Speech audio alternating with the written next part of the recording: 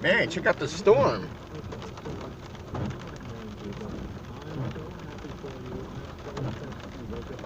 The storm wasn't supposed to do this. It was supposed to move on down south and go into Mexico. Now it's stalled out along the coast and just hammering us with rain.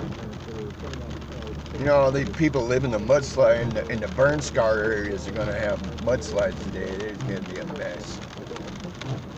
It's gonna be a real mess today.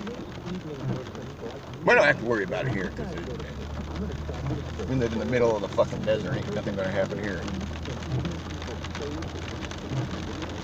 But yeah.